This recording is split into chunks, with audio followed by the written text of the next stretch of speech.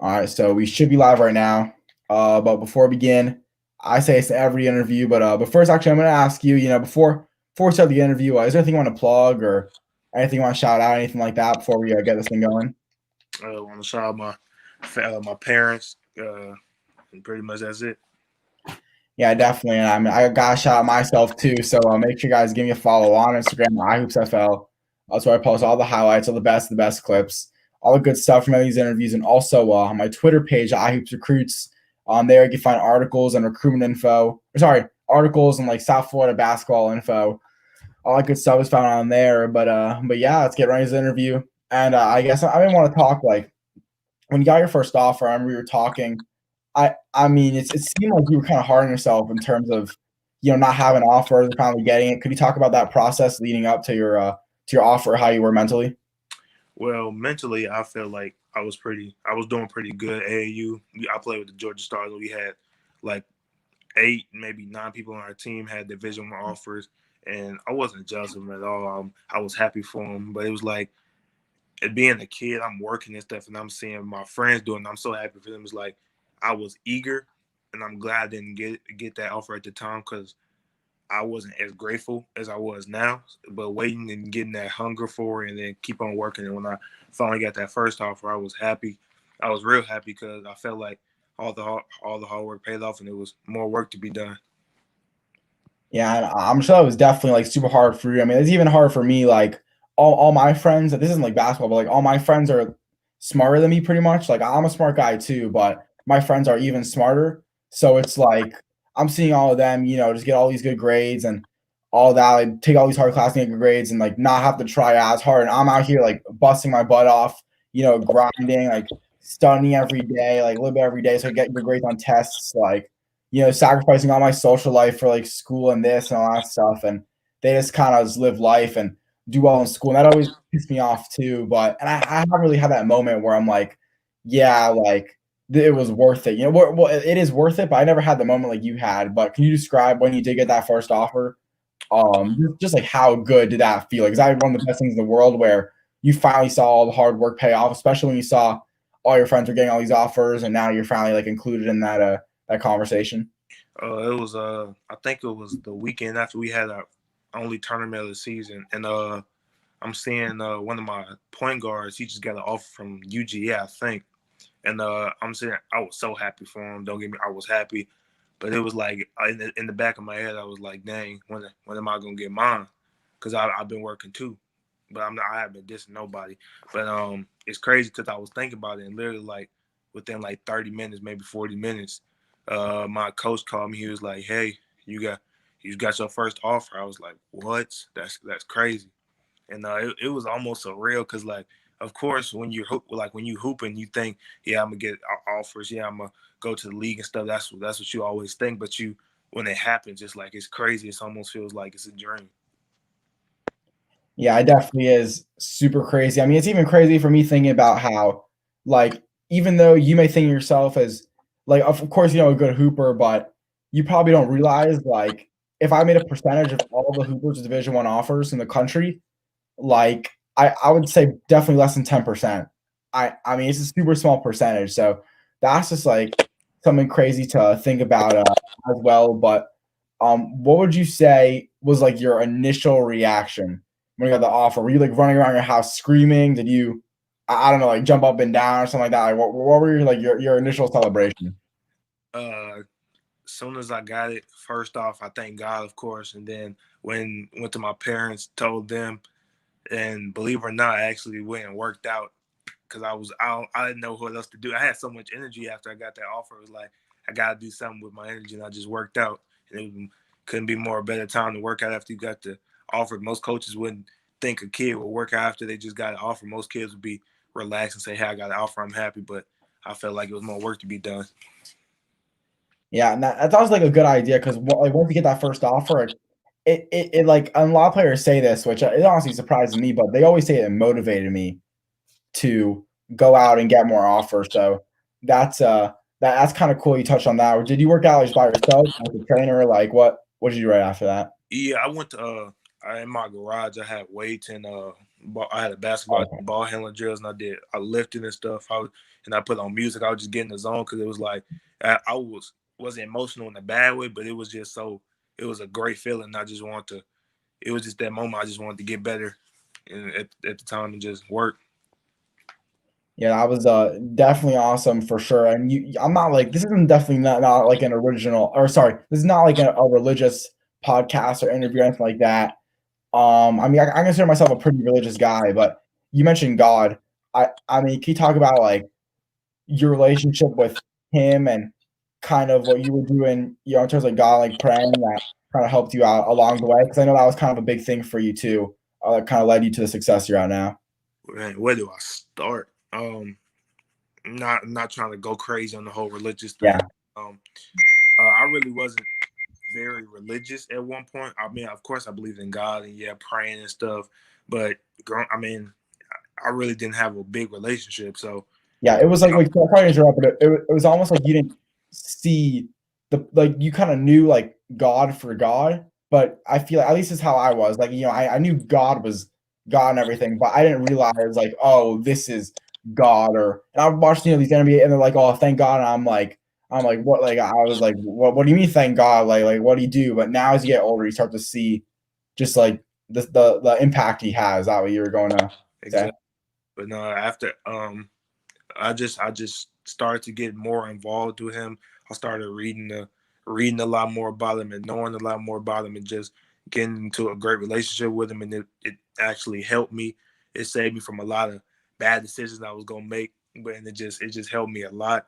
And it put me on the path I'm ahead today. Now I got four scholarships into colleges. It's just I'm blessed.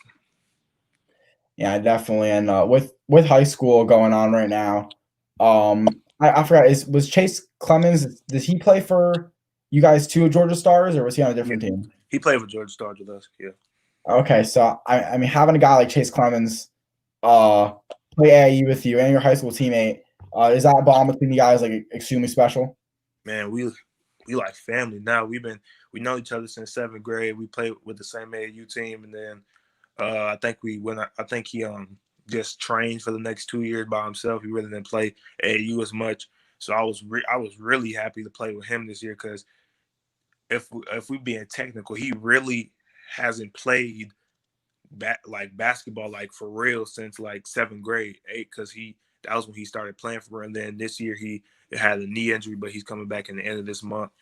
And then me and him, he a cool dude. He quiet, but he's a dog on the court. He's just a dude that you always want to be around because he's just a cool dude, always there when you need them and stuff. And he's just real humble person. Yeah, I definitely. I mean, he's like that humble. Where I mean, it was pretty funny at Hoops Giving. I don't know if I told you. Obviously, we're at that game, but Yeah. I'm there. Like, I'm trying to see because I think he's playing Jimmy Davidson next. So I was like, let me see what's going on with that first before I head over to the other game. And I see the locker room, and he's standing outside the locker room. He showed up late for his game, like just waiting. Like he wasn't gonna be able to change. Like I was like trying opening up that closet. Like he was about to like miss his game. It was pretty funny, like seeing him act like that. Honestly, but can you describe or talk about what that's like playing with him AAU and then playing with him high school and how much that affects your chemistry since you guys are constantly playing competitive basketball with each other? uh Playing AAU before I play AAU with him, we was always in contact and stuff. We was always talking about yeah, I should come over there for a high school season. And his pops, which is our assistant coach for Georgia Stars, was talking about making a team, and me and him was gonna be the focal points around the team. And I was like, I'm down. And when I came there, it was weird at first because we were both ball dominant people, but then we started the but when COVID hit us after the quarantine happened, me and him was always in the gym working together. And I know his weaknesses and strengths. He know my weaknesses and strengths, and we know everything about each other on the court and off the court. So it really helped us a lot. And then during the season, we only played 2 or 3 games together because he got hurt. But those 2 and 3 games, you can tell that we both gelled really well, and it was only a matter of time before it happened because we was waiting to play against each other for real. But it kind of sucked that he got hurt. But now when he come back is going to be scary.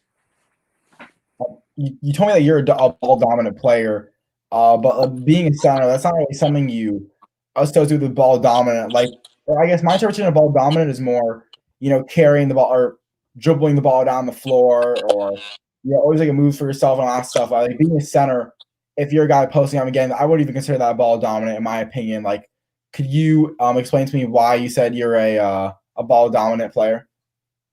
Most of the time, I have great guards on my team, but and the teams that we play against realize that, and they try to take it away from us. So what they do is they try to double team or press the guards and stuff.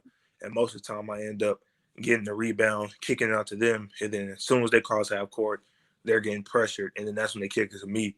And 9 times out of 10, either I'm making the play, I'm making the either pass or I'm scoring, or I'm giving back to the guards for a shot. So it's really just a matter of me get on the block and then they moving and do what they gotta do to get open. Or if I just want to score, I'll score. I like to resemble my game to Jokic, Nikola Jokic, who played for the Nuggets. I really like him because he's proven to the NBA that you don't have to have a 50-inch vert to be the greatest player in the league. He can barely jump over a piece of paper, but he's averaging a triple double right now, which is something that I would hope to do.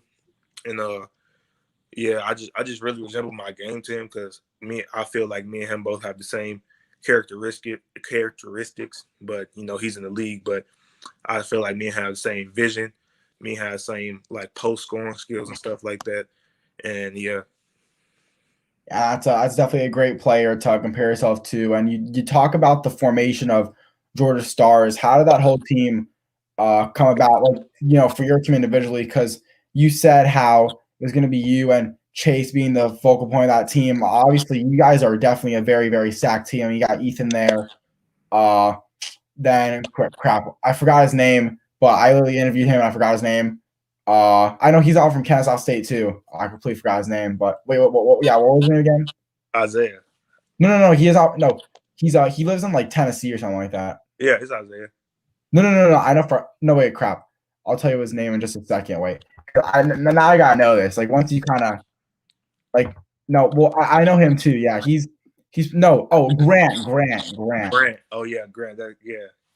Yeah, I was gonna say Brant. I don't know why, but yeah, like you guys are definitely a very, very loaded team. Could have arguably won Peach Jam potentially. So how did you guys get all the other pieces part of Georgia Stars? So making the team was crazy. Is we only had me. It was me, Chase, one of my teammates, Aaron, and Ethan that we had originally. It was only 4 people, and we was just like, we need some heat to come with. We need to get stacked. And we had a couple of tournaments. I mean, we didn't have a couple of tournaments. We had a couple of workouts and stuff for Georgia Stars so we can get some more people. And we had a pretty good team. We had about 4 or 5 additional people to come on the team. Most of them was guards, but we were big. Like there were big guards like Ethan 6'5", Aaron 6'4", Isaiah 6'3", Grant 6'5", but everybody's just huge. And it's crazy because most of them wasn't there because Isaiah and Grant, they play for NYBA Elite, so it was kind of like half and half. And the time we had like maybe 2-3 practices together, but it's crazy because most people didn't think that you could have that good chemistry and still play second in the Lake Point tournament that we had, our only tournament of the season. And it sucked that COVID hit because if COVID didn't hit, we definitely would have been top 5 in the country because let alone our lack of chemistry, the fact that we had great chemistry during that point, even though we had 3, maybe 4 practices, if you want to say, is just crazy. Chase really did most of the recruiting. He knew Isaiah and Grant from Tennessee and NYBA as well. We was trying to make a collab with them, and then they brought some people over, and then the rest is history. They're great people. The whole team is just great, a bunch of great dudes, and hopefully this season coming up, we show them what's up, show the country what's up. Yeah, and for sure, like a really loaded team. I mean, do you think you say top 5? Do you think Peach Jam? We should have like at least a 50, not 50, like a 35% chance of maybe winning Peach Jam with that team. I would say we were definitely 100% peace jam. Without Uh, Kobe, we had practices without a shadow of a doubt because nobody's guarding our first five at all. Nobody's guarding Chase. Nobody's guarding Isaiah. Nobody's guarding Ethan, Aaron, or me, hands down. yeah, and you talk about like the no practices stuff, and we've seen great teams like the North Coast Blue Chips where at least I was never into this whole media thing when they were playing, so I can't really say, oh, but these teams are way better than them. So, at least in my opinion, I mean, it's probably one of the greatest AU teams ever assembled, at least for that age group. With Yeah. Jazier Jackson, 7 foot and eighth, like you can't even if he was the only guy in that whole team, that still makes it a crazy team just because of himself. And then like Mikey and Bronny, I mean, everybody on the team is just insane right now. Yeah. Oh yeah, they're definitely probably one of the best, by far. And they would barely practice, or they would practice, a couple times before the tournament, and that's it. Just because these guys are from all over the country. So at least for AAU basketball, would you say that it is necessary for teams to have practices, or do you think that a lot of teams could just kind of go and compete and do really well with very little practices? For the most part, if you just talented, you talented. And that was the case for us. We went as far as we did with minimum practices. We went number 2 in the we played one tournament and we ended up, correct me if I think it was number 5 in this there, number 3. We was one or the other after one tournament, and that was literally the bare minimum of preparation for. We had no plays, no nothing, but everybody said we looked like a well-oiled team. Everybody was getting shares and stuff. Everybody was getting buckets, and for in certain situations, I feel like being more of a team and going to practice and stuff would help. But if you're just talented and you're just a bunch of athletes and talent all on one team, you can only go so far until you meet a team that's just been together for like all their life. Like AOT with Sharif Cooper and Isaac Okoro, they've been together for so long. It was just like nobody was gonna beat them. But like it could be a great team with a bunch of talent, like Josh Christopher team, AAU team was like they can go against each other, but you already know who was going to win because they've been together for so long. It's just about how long they've been together and stuff. So wait, sorry, like I got wait. So I'm wondering, like, so would you say it's more important for like the amount of time you've been playing with your teammates for, or is it just more like the great players? Because I mean, it seems like you and Chase have been together for a while, so that kind of why you guys were able to be a really good team, or were you guys more of an example of just all great players? So you guys were kind of destined for greatness right from the start. It was a little bit of both, but being together for so long, we understood each other on and off the court. Like I said earlier, we just understood each other, and being together for, even though we was together in Georgia Star for 3 practices, we understood each other for the most part. But then some mistakes happen, which are normal. But if we had more time, more chemistry together, we definitely would have won. Yeah, and were you and Chase? Were you guys were both you guys at Mount Vernon before, like your freshman year? Were you guys there, or is this your first year playing together? This is my first year playing with him high school ball, but he's been here since 8th grade. Oh, wait, like this is your first year ever playing high school basketball? No, this is my first year playing with Chase. Okay, I was about to say, I was like, what? Man, that was gotta be crazy. So where were you at before? I was at McKeaching. Okay. Oh yeah, I think what's crazy is that, see, this is how much I didn't know about high school basketball. Actually, when you guys were at City of Palms, your freshman, you were on varsity, I'm assuming freshman year, right? Yeah. Yeah. So when you guys were at City of Palms your freshman year, I was actually there. Um, for when you guys lost to Montverde. Mm-hmm. I saw you guys lose both times. And yeah, I went and got a picture of Sharif Cooper and knew no one. I thought it was Sharif Cooper and a bunch of nobodies. And that's what I thought the team was. So yeah, like, I can even show you like Cameron McDowell now, like a guy who I would love to kind of interview like this or have a long relationship with. He's in the background of my Sharif Cooper photo. I had no idea who he was, and even crap, what's the guy in Auburn? What was it, Dylan Cardwell or whatever? Yeah. Yeah. So there's guys taking pictures of him, and I'm like he was tall, but I was thinking like who is this guy? I just kind of looked at him and kept walking. Like all I knew was Sharif Cooper, and that was it. Like it's pretty crazy. Yeah, that's.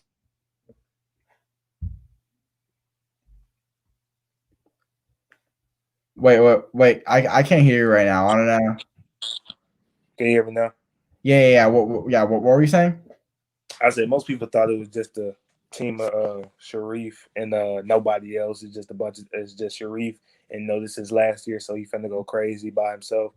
But y'all, most people saying this year what McKeithen's doing is like they didn't know they had all that last year. Well, with me, but Chance and Cameron McDowell and Bobby Moore, they were dogs last year, but it was just Sharif was such a ball dominant player. It was just, and everybody on the team now was ball dominant, so it was kind of weird to distribute it well, and Randy. So it was kind of hard to share the ball. But since when Sharif left, everybody's getting more comfortable and stuff. And plus, that was everybody first year there. We had four transfers coming in, so it was like all of them trying to get used to the program and stuff. So it was kind of weird. But since they're settling down now, it sounds like they're doing pretty good over there. Yeah, but I mean, at least when I saw Sharif Cooper, I personally was impressed. Like my dad actually hated him because he didn't seem support. Like because all I remember is I think in something Sharif Cooper said, if you're my teammate or like if you're my opponent, I've known you forever. Like it's no friends on the court, teammates or not teammates. So my dad was like getting mad when he was just like so not energetic, and I was like, I mean, that's just kind of he said that's who he is as a person, so you can't really get mad. But when did you end up watching his debut against Alabama? I did. He went crazy. Yeah, I mean he went off, and it's even crazy for me. Like at Hoops Giving, I always had a conversation with him, but I had a very awkward exchange of words with him, is what we'll call it, because I saw him, and my mentality, like I mean, if he said yes to this question, could have been pretty huge. So I asked him, I said like, "Yo, could we do a quick interview?" And he said no, obviously, but if he said, I mean, I knew I would never know him again or see him again probably, so might as well ask. Like I don't care what he thinks of me; he doesn't even know my name, so. I asked him, he said no, whatever. And then, yeah, I took a picture with him. Like, I can't even get over that. I had that quick little exchange of words with him. Now he's on my TV balling out against, Alabama in this top college competition, which impressed me a lot. I didn't think he was going to do that well, personally, and based off of what a lot of media and scouts were saying. But when you were watching that game, like, knowing that he was literally your teammate your freshman year, was that something really crazy for you to realize? It was pretty cool to me because I never had a teammate go to a Division I college and just go off like he did. I felt bad for him that he didn't play when he should have played, but I'm glad he's playing now. I always knew he was gonna go crazy whenever he played and wherever he played. I always knew he was gonna do something special, and he just had that mentality where like he doesn't care who's on the court. He's trying to give it all he has, and watching him, it was almost like a surreal thing because he's your teammate. So for me at least, it's like looking at him is like it's my teammate, but seeing him do the things he did was just crazy, and him doing it now is crazy. I'm happy for him. Yeah, and like I guess well, I'm not gonna say I was a doubter of him. Well, I guess I kind of doubted him in a way, but I was like a big supporter. I just kind of went off what like the media was saying, which I agreed with. Like people were saying how, and even the rankings too. Like he was a 5-star though, right? Yeah, but he wasn't the number one guard in his class, was he? I don't think so. Yeah, so like he wasn't the number one guard in his class, and all that. Like I guess people were saying he was probably gonna be more of a 2-year player or something like that. Like no one, I mean, he still may not go one and done, but like no one thought he was going to be that good. Like I knew he was gonna, be fine in college. Like I mean, he was great in high school. I knew he'd be good in college, and his mentality too. Like it just shows on the court how he kind of has an all business mentality. But I want to talk about that freshman year. My favorite rapper, Lil Uzi Vert, was at your game in New Jersey. I mean, can you please share that experience? Because Lil Uzi Vert, like man, that's just crazy. We in layup lines, and then I just hear everybody screaming, and I'm used to the big crowds and stuff. I'm never nervous to big crowds and stuff, and then we see Uzi pull up, and then it's like him and all his security guards. So it was like, oh, that's crazy, and like we in layup lines and stuff, and then Noah Faircon goes over and daps him up and stuff. And meanwhile, we in layup lines just getting our mind in the game. And it's crazy because I don't think nobody realized that Uzi was here until we got done with layup line because we were so locked in. We was just trying to beat uh whatever the team was. I think Yeah. it was Patrick School. Mhm. We was just so locked in trying to beat them. We didn't care who was in the gym because it was all packed, so you never know who's in there. So we were just trying to compete and beat them. Yeah. So but you did say you found out though after like right after layup lines though, right? Yeah. So what was that like a big distractor for you? You know, like you were so locked in that all of a sudden you're like he's here and your mind is kind of went someplace else, or were you able to just really lock in after hearing that? I mean, it was cool that he was in the gym. It's cool and all, but I don't know him like that, so I'm not gonna go all crazy for. I mean, yeah, it's cool. It's crazy that he's in the same gym as me. He probably seen me do dunk it or something. But I mean, I just came with a hoop to be honest with you. Yeah, when you say like you didn't know him, like you mean you're not as big of a fan as him, right? Because obviously, like I doubt anybody knows him knows him. So without Yeah, you trying to say that? yeah, I listened to him a little bit, but I mean, he was I wouldn't say I was a fan, but I mean I listened to his music and stuff. His stuff is cool sometimes, but I mean I seen oh that's cool, and then all right, let's get back to the game. Yeah, because for me, I'm like kind of a big fan, just because I feel like his music is like the perfect mixture between like really hype and the lyrics are sometimes decent. So that's that's kind of why I like him. But I guess my one final question about the whole Sharif Cooper experience, like can you maybe share any takeaways just from playing with a guy that or even that team that high caliber in your freshman year, or maybe even just some insight of how it kind of went, like having a extremely stacked and high major team with a guy like Sharif Cooper, for the whole season, how that all went down. See, my first couple of days practice and stuff, I already knew the position I was going to be in because we needed a big man because we were a big short because GSHA didn't let our big man Dylan Carwell play, which is BS. Because I was really hoping he played. I was really looking forward to watch him play and see how I should play in my upcoming years, but he didn't play, which sucked. Uh, Watching Sharif, it was crazy because it's almost an understatement to say he was literally in the gym 24/7. Like if I didn't see him in the gym, he was literally probably going somewhere to eat and going to bed. Like if I want to get shots up late at McEachern, I'll probably go to the gym and he's in the shooting machine or he's with his pops and he's working. It was crazy because if I didn't see him in the gym, it was probably sleep or he was probably in the weight room lifting. He was always in the gym before people and after people. And during he was always getting at least 3 workouts a day. So it was cool to see that. And some stuff I took away from, of course, I asked him about how's he feel about the fans and stuff. And I know he gets asked that about like every day. Yeah. He was like it's a cool feeling because people come up to you and say they're your biggest fan and stuff. So it's almost happy. You just want to make them proud. So you try to like do your best to make them proud and stuff. For sure, and just like meeting him for the first time, unless you had a prior relationship with him before, but or did you have one before high school started for you or no? I played with my 8th grade summer I played with AOT. So every time they went to Indiana, they played in Peach Jam. We was always watching them. So I seen them. We talked. We like I already told them I'm coming to McEachern. So we had like a slight mutual friends. We met each other. So it's like it wasn't nothing new. And then before the season started, we worked out. I worked out with his dad and stuff. So we already knew each other. So it was kind of cool. I mean, I was just ready to hoop. To be honest, I really wasn't like being a crazy fan because at the end of the day, you're my teammate. So we're just trying to, we got one goal, trying to get a state championship.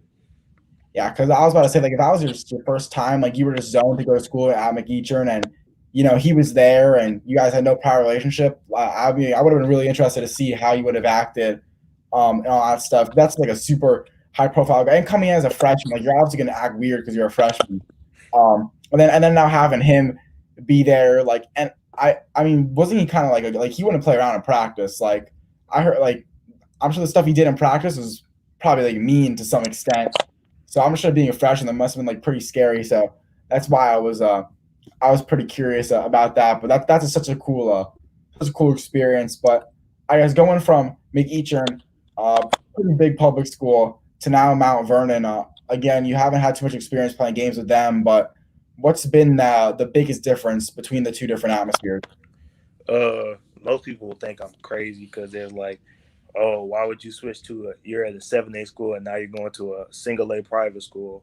Well, I switched because first of all, Chase been trying to get me over there since middle school, and I was contemplating about it, but I really wasn't concerned on making the big jump. Yeah, I was focused on just hooping, to be honest. And when I finally made the move, at first it was like I kind of missed my friends over at McEachern, but once I got in that gym, I knew this was going to be where I wanted to stay at. It was kind of it was weird at first because my team has never played with a real big man before. Like they played with undersized bigs and stuff, or a guard who played big. So we was really trying to get used with each other and stuff. And we got a guard who lost a lot of weight. Now he's trying to get used to what he has to do, and we have another guard who's trying to get used to what he's trying to do because he has to score more because all the seniors left. And they're just trying to get used to me because they're not used to having the big on their team and doing what a big man does. With Chase as well, we have a really loaded team, and yeah, we're just trying. We have a lot of chemistry. We're like family. All we do is text each other and just always with each other. If we're not hooping, we're always texting each other. If we're not texting each other, we're in the gym putting up shots. We're just one family, and chemistry wise, it's there. It's there. It's getting a lot better, uh, especially after when we played when Chase played JD, everybody was mad because we had the quarantine, and after that, I feel like that's when we really went up after because everybody came back from that quarantine, wanted to just beat everybody, and that's what we did for the most part. But yeah, chemistry it's a great team, it's a great school, and I'm just happy I'm here. Yeah, I don't know if I've heard you again, but did you say you only like how many games have you guys played so far? We have played 13 games, if I'm not mistaken. Oh, 13, 13. Okay. I thought you said like three or something like that. And I was like, yeah, that's crazy. So your season's still going on? Yeah, Okay. So, well, I guess what do you have any maybe big exciting games like coming up soon that you're really looking forward to? Or um, I think we play Riverwood Friday, and they have I don't know if you know, but Dennis Scott, he's an NBA analysis. His son plays. His son is pretty good. He's I think 6'9" or 6'10". He's a freshman, so it's kind of crazy. We play them Friday, uh, and then I'm not sure because the bracket hasn't came out yet, but we in region play in a couple weeks, and that's when we play like top to top. And Chase come back at the end of the month, so it's gonna be exciting. yeah, for sure. And my final question about you and your adjustment to Mount Vernon is you said how they didn't really have a big like a big man like you before. Division 1 caliber, 6'8" big man. So I'm sure again it was probably hard for them to make that adjustment, but for you having to make an adjustment from going to loaded public high school team to now a small private school team where they don't really have experience with guys like you, was that a difficult adjustment for you to make? Not really because as you see, I'm a very vocal guy, so I try to make sure everybody is on the right page, on the same page. And we had a summer league before we played in our regular season games. Uh, we were pretty, not, we were pretty trash. And we just, but it was a good trash if that makes sense. We got better. We lost like three, maybe four. I think we won one game out of like a 5 game whole tournament. Uh, we learned a lot about each other. We learned everybody's weaknesses and strengths, and it wasn't difficult at first because I'm used to adversity. I'm used to playing with people who aren't really like who doesn't really understand what's going on. So I'm always used to it, and I was just happy to help my team and get them to understand how to play together as a team and stuff, and how to use me effectively, and how I can use them effectively.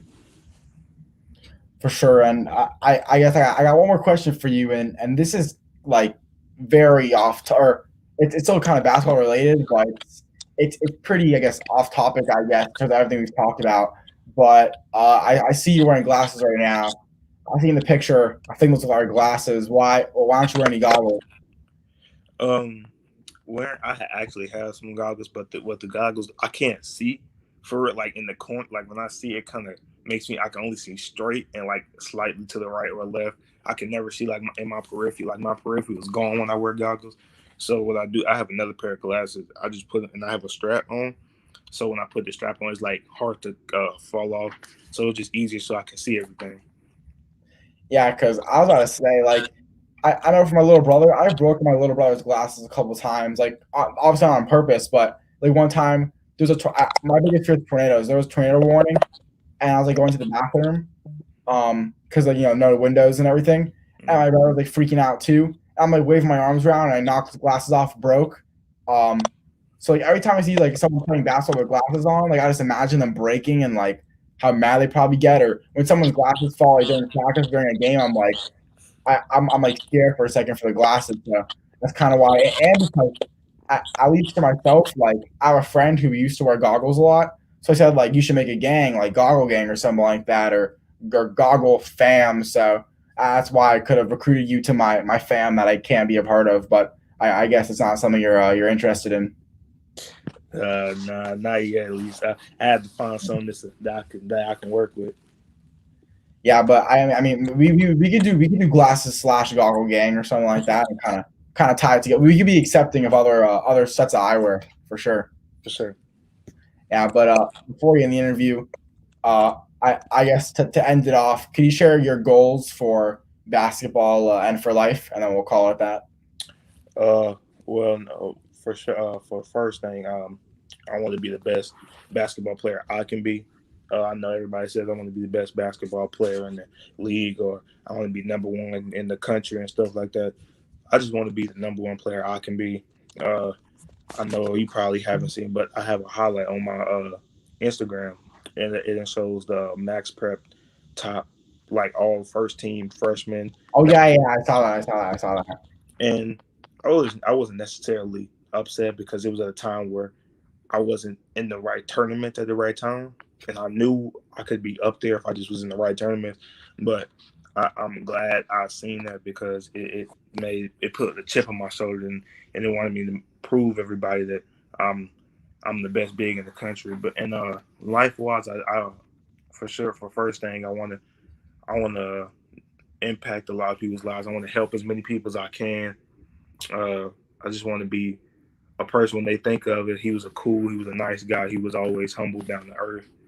I just want to make sure that I can be the best person I could be in life, not just in basketball. And I always want to just make sure I'm always there for people when they need me. And this would have been a great way to end the interview, but you brought something, it made me think of a question. So now I got to bring it up. With that whole, I forgot about asking you this because I just see the highlight of all the players and all that, and you were like, I think you put like grind time or something like that. How you put all the guys, and obviously you want to include on that list of the top freshmen, but there's guys like every player, says I'm the top of this, I'm the top of that. Even the guys that have zero Division One offers are like I'm Division One material. Like that's kind of something natural for basketball players. You got to have that confidence about yourself if you want to be at least decent at basketball. So that's kind of key, and I don't blame them for that. But I mean, I've seen guys like my guy Braden Moore, who I did an interview with. He's now by far the hottest recruit in the country. I interviewed him. He'd offer some like Oral Roberts, like Robert Morris. I think maybe San Diego, like these like random schools. And now he got an offer from Kansas yesterday, Mizzou today, like Rutgers, Arkansas.